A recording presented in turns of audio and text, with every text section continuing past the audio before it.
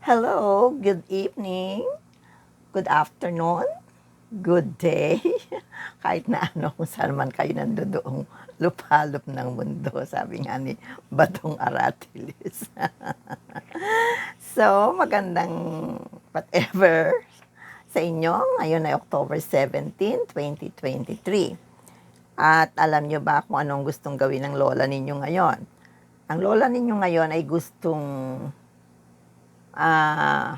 mag-share, no, tungkol sa tinatawag nating self-awareness. Ano ba ang ibig sabihin nitong self-awareness sa ating wika, sa wikang Pilipino? Alam niyo, ang self-awareness, ayon sa aking pagkakaintindi, sa ating wika, ito ay yung pagkakaroon natin ng kaalaman sa ating mga sarili. Baka sasabihin naman ninyo, aba, kilala ko naman ang aking sarili. Kilalang kilala ko ang aking sarili. Pero, totoo kaya na kilalang kilala natin ang ating mga sarili? Alam ninyo, maraming mga tao na nagsasabi niyan. Pero sa totoo lang, marami rin sa mga tao na nagsasabi nito na kilala ang kanilang mga sarili ay hindi naman talaga kilala ang kanilang mga sarili. Well, it is up to you if you wish to believe me or not. Basta, ngayon, ang gusto ko lang ay mag-share ng alam ko tungkol sa self-awareness. Dumaldal tungkol dito. And, of course, to remind my followers, hoy, nadagdagan. Naging 1,000 mahigit na from 930. So maraming salamat sa mga bagong subscribers. At yung mga nandyan na, you please watch naman the videos na pinaghihirapan kong gawin and then make your comments there and share also to other people. Kasi when I blog, I really do research and I really do nonsense blogging. No, hindi ako nagmamarites. Gusto ko may mas-share ako talaga. That is because I was a professor for 35 years prior to my retirement. And so I miss the classroom. And so I'm making this blogging now as my way of sharing what is in my mind, what I have read, and everything that I think will help the young people, the teachers, the other professionals, the old people like me na gusto pa rin namang magdagdag kaalaman o mag-review o mag-reassess ng mga bagay-bagay sa kanilang buhay. So, it is important that tonight, I talk about self-awareness. Yun ang naisip kong dapat ngayong gabi na ito. Napakahalaga kasi nito at whether you like it or not or whether naniniwala kayo or hindi, bahala kayo. Bahat ako, I will deal with this particular topic tonight here in the Philippines. Alam niyo, pag kinilala natin ang ating mga sarili at tinanggap natin na in a way, sa tinagal-tagal natin sa mundong ito, ay mayroon pa pala tayong dapat na malaman tungkol sa ating mga sarili. Ito ay maaaring magdala sa atin sa higit na kaligayahan sa ating buhay. At ito'y maaaring magbigay sa atin ng higit na kapayapaan ng damdamin at higit na magandang relasyon sa ating kapwa, kabilang na ang mga miyembro ng ating pamilya. Kasi hindi naman may kakaila na kahit sa ating pamilya, hindi rin tayo naintindihan at tayo ay may mga ginagawa rin na nagiging dahilan ng conflict sa ating pamilya. Kaya kailangang malaman natin ano ba itong self-awareness na ito. Paano ko ba malalaman, makikilala ang aking sarili para maiwasan ko yung mga bagay na pwedeng magbigay ng problema sa akin at sa mga taong nasa aking paligid. and know thyself. This is a maxim from Socrates. Do you know who Socrates was? Socrates was a Greek philosopher who studied the meaning of life, ang kahulugan ng buhay. And why is it important that we know ourselves? That we should understand ourselves? Why should we have, or why should one must have an awareness of himself or herself? Bakit? Nako, ang simple-simple. The answer is so simple. Because it is through our self-awareness or our awareness of ourselves that we will become better persons. Better persons. And still according to Socrates, the knowledge of oneself, hindi ako marunong mag-pronounce, no?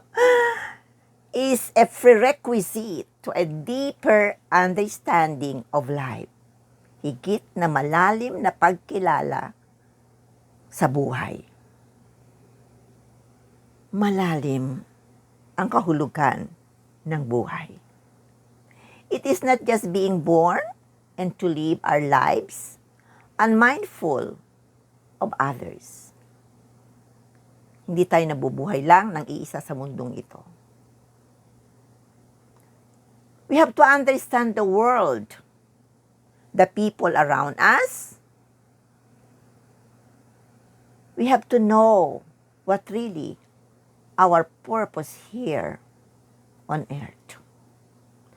We have to understand who we really are. We have to understand our emotions. We have to know how to control our emotions, not only for our own sake, but also for others. Now it's time now to revisit what the meaning of self-awareness is. Self-awareness is the person's ability to be aware of his impulses, instincts, emotional states, preferences, and habits. Ilan yan? Impulses, instinct, preferences, habits, emotional states. 5. Ano ba yung tinatawag na impulses? Ano ba ito? Ito yung tinatawag natin, or we refer to impulses are referred to as the sudden forces or desires or something that you have not given so much thought of. Hindi mo masyadong napag-isipan. Dahil gusto mong gawin, gagawin mo. Hindi mo pinag-iisipan. And because of that, na hindi mo pinag-isipan, it might result to something not good to you or to others. Kaya ano ang dapat? Hindi tayo pabigla-bigla. Ano naman ang instincts? Instincts are born impulses or motivations to action typically performed in response to a specific external stimuli. Pag-aralan natin yan sa psychology. Kapag nasaktan tayo, our tendency is to retaliate. Gaganti tayo. This is the instinct of fighting, which is common among us in situations na sa akala natin ay agrabyado tayo. Another instinct is the instinct of fleeing or running away from a situation na sa akala natin ay mahihirapan tayong harapin. So nagre-result din ito sa problema. Kasi we don't like to face the problem, so we have to run away. So magkakaroon din ng problema yan. So yung isang lalaking nagtaksil sa asawa, nabisto ng asawa, ayaw niyang harapin ang katotohanan naging taksil siya, ang gagawin niya ay lalayas siya. So, family, it will result to broken family, and so on and so forth. The instinct of self-preservation is inherent in each individual. That's another instinct, no?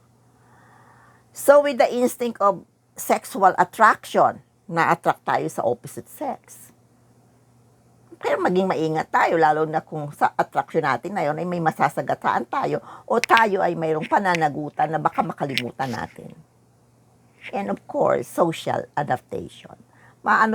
Kung papaliwanag ko, hahaba ng hahaba. Siguro in some other time. No? Another instinct that is very important is the instinct of seeking, paghahanap. And this instinct of seeking is believed to be the most powerful instinct. Napakamakapangyarihan. Bakit? Because normal sa ating mga tao, human beings, we seek for love. We seek for attention. We seek for caring. Nagkakaproblema tayo pag hindi natin matagpuan yan. Another is, as stated earlier, emotional states. Ano yung kasama dito? Ito yung sadness, ito yung happiness, ito yung fear, ito yung galit, anger, ito yung surprise, at nandyan pa rin ang disgust. State of emotion yan. Ano ang nagpapalungkot sa atin? How do we face sadness? Anong nagpapasaya? How do we face happiness? Angry, paano tayo nag-respond sa galit?